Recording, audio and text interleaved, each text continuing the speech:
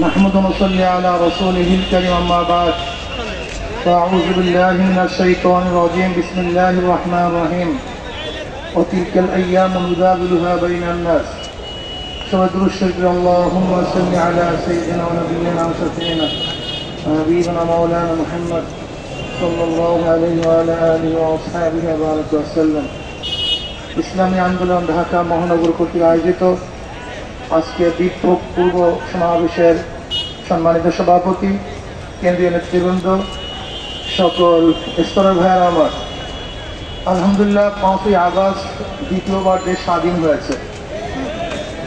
আমরা আশা করি মানুষ মুক্তি পেয়েছে, মানুষ শান্তিতে বসবাস করবে, মানুষ বৈষম্য শিকার হবে না। যে আন্দোলনের মূল দাবি ছিল বৈষম্য বিরোধী আন্দোলন, এখানে বৈষম্য থাকবে না। আমি বর্তমান তত্ত্বাবধায়ক সরকারকে বলবো, যদি আপনি বৈষম্যতা রক্ষা না করেন, সবাইকে সমান অধিকার না দেন, তাহলে আপনার বিরুদ্ধেও কিন্তু এই জাতি আবার খুশি উঠবে। কাজে আমরা চাই না নতুন অন্তর্বর্তী সরকারের বিরুদ্ধে আমাদের কথা বলতে আমরা চাই না। আমরা চাই যেই দাবিকে সামনে নিয়ে মানুষ রক্ত দিয়েছে, জীবন দিয়েছে, সেই দাবি বাস্তবায়ন হোক।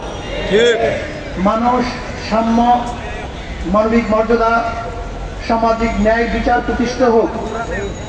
এই দেশ ষড়যন্ত্র থেকে মুক্তি লাভ করুক, নিরাপদ থাকুক। যারা অন্যায় করেছে, জুলুম করেছে, তাদের বিচার হোক। যারা নির্দোষ, তাদেরকে মুক্তি দেওয়া হোক। আমরা ইদানিং দেখতে পেয়েছি এই সুযোগে চিহ্নিত সন্ত্রাসীরাও জেলখানা থেকে মুক্তি পাচ্ছে। আমরা এটা কিন্তু চাই না। আমরা চাই অন্যায়কে অন্যায় বলবো, ন্যায়কে ন্যায় বলবো। যারা অন্যায় করছে আমরা তাদের বিরুদ্ধে, যারা ন্যায় করবে আমরা তাদের পক্ষে। আমি প্রত্যেকটা দলের লোকদেরকে অনুরোধ করব, দলের পক্ষ না করে ন্যায়ের পক্ষে থাকুন। যে ন্যায় করবে আমি তার পক্ষে, যে অন্যায় করবে আমি তার বিপক্ষে। যদি এই নীতি ও আদর্শ লালন করে আমরা চলতে পারতাম, তাহলে দেশের অবস্থা এরকম হতো না। আপনারা দেখেছেন যারা বিবেকবান মানুষ, যারা মানুষ গড়ার কারিগর, সেই প্রতিষ্ঠানগুলির প্রধানদের অবস্থা কি দেখেছি আমরা, ভিসিদের অবস্থা কি দেখেছি, প্রফেসরদের অবস্থা কি দেখেছি, নীতি বিবর্জিত এক সম্প্রদায়কে আমরা দেখেছি যারা বিগত সরকারের হাজারো অন্যায়কে সাপোর্ট দিয়েছে, যারা বিগত সরকারের হাজারো খুনকে গোপন করেছে, যারা বিগত সরকারের হাজারো জুলুমকে মাটি চাপা দিয়েছে। এটা বিবেকের কাজ নয়। যদি সেই সময়টি আমরা সবাই অন্যায়ের বিরুদ্ধে রুখে দাঁড়াতাম, অন্যায়ের প্রতিবাদ করতাম, তাহলে আজকে শেখ হাসিনা ফেরাউনের দরজায় পুষত না, আগে সংশোধন হয়ে যেত। কিন্তু আমরা তাদের এই জুলুম অত্যাচারের শিকার করার কারণে আজকে শেখ হাসিনা এবং তার দলের অবস্থা এই পর্যন্ত পুষছে। আজকে যারা অন্তর্বর্তীকালীন সরকার আছেন, আমি অনুরোধ করব, যারা এখনো ওলামায়ে কেরাম, কিছু ওলামায়ে কেরাম আছেন যারা নির্দোষ, জেলে ধুকে ধুকে মরছে, তদন্তের ভিত্তিতে আপনি তাদেরকে মুক্তি দান করেন।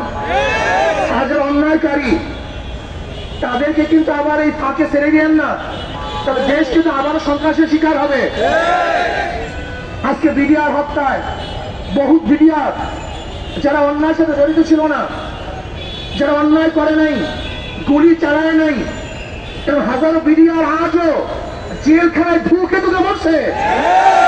আমি অন্তর্বর্তীকালীন সরকারকে বলবো, আপনি আবারও দ্বিতীয়বার শেখ হাসিনা সরকার সময় যে বিডিআর ভাইদেরকে অন্যায়ভাবে সাজা দেওয়া হয়েছে, তাদের ব্যাপারে আবার রিএক্সামিন করে তাদেরকে যারা অপরাধের সাথে জড়িত না, তাদের মুক্তি দেওয়ার ব্যবস্থা করুন। আজকে জয়ের বক্তব্য দেখলাম, এদেশের সংবিধান রক্ষা করার জন্য সে ভারতকে আহ্বান করেছে। যেই ভারত আপনাদেরকে রক্ষা করতে পারে নাই, সেই ভারত আমাদের দেশের সংবিধান কিভাবে সংশোধন করবে? না, আমরা অন্য কোন দেশের হস্তক্ষেপ আমাদের দেশের সংবিধান সংশোধনের জন্য চাই না। আমাদের সম্পর্কহীন কোনো বিষয় কোনো রাষ্ট্রের হস্তক্ষেপ আমরা চাই না। আমাদের দেশের সমাধান, সমস্যার সমাধান এদেশের জনগণ করবে, অন্য কেউ করতে পারবে না। যদি কেউ আহ্বান করে আমরা মনে করব তারা দেশদ্রোহী, তাদেরকে বিচারের আওতায় আনা উচিত। আজকে হিন্দু সম্প্রদায় মিছিল মিটিং করতেছে, মন্দিরে আগুন দেওয়া হয়েছে, অমুকে নির্যাতন করা হয়েছে। আমি বলবো কোন হিন্দু সম্প্রদায়ের মন্দিরে কোনো ব্যক্তিকে আক্রমণ করা হয় নাই, আগুন দেওয়া হয় নাই। বরং এদেশের 99% হিন্দু তো আওয়ামী লীগ করে। তারা তো আওয়ামী লীগের লোক। আওয়ামী লীগের হাজারো মুসলমানদের উপরে যদি আক্রমণ হলে সেটা সাম্প্রদায়িক আক্রমণ না হয়, তা আওয়ামী লীগের কারণে হিন্দুদের আক্রমণ করলে সেটা সাম্প্রদায়িক হবে কেন? আজকে হিন্দু সম্প্রদায়কে সামনে নামিয়ে আবারও দেশকে ধ্বংস করার নীল একটা নকশা আঁকা হয়েছে। আমি অনুরোধ করব তত্ত্বাবধায়ক সরকারকে, আমি অনুরোধ করব আপনি হুকুম জারি করেন, প্রত্যেকটা মন্দিরের মধ্যে সিসি ক্যামেরা লাগাতে হবে। প্রত্যেকটা মন্দিরে সিসি ক্যামেরা থাকবে।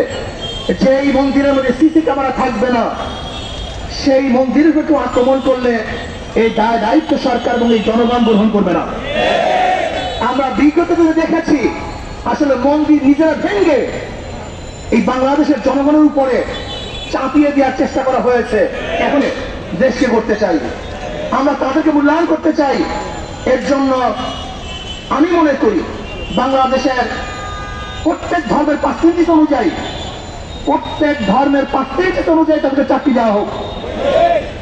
হিন্দু যত পার্সেন্টেজ তাদেরকে সেই পরিমাণ চাকরি দেওয়া হোক।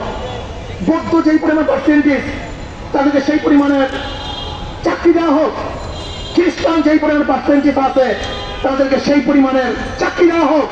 এবং মুসলমানের সংখ্যা যেই পরিমাণ ওই অনুযায়ী তাদেরকেও চাকরি দেওয়া হোক। প্রিয় ভাইয়েরা আমার, আজকে দেশকে দ্বিতীয়বার ধ্বংস করার চক্রান্ত করতেছে। আমরা সজাগ আছি, আমরা এই আন্দোলনে ছিলাম, সামনের কাতারে ছিলাম, আমাদের ভূমিকা ছিল সর্বোচ্চ ভূমিকা ছিল, সর্বসাথে আমরা ছিলাম। দেশ রক্ষার জন্য আমরা ইনশাআল্লাহ আসি থাকবো ইনশাআল্লাহ।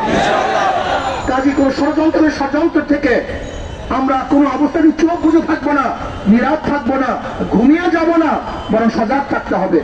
কাজে আসুন আমরা দেশকে রক্ষা করার জন্য সামনে অগ্রসর হই, এই দেশকে বাঁচাবার চেষ্টা করি, দেশকে সুন্দর করার চেষ্টা করি।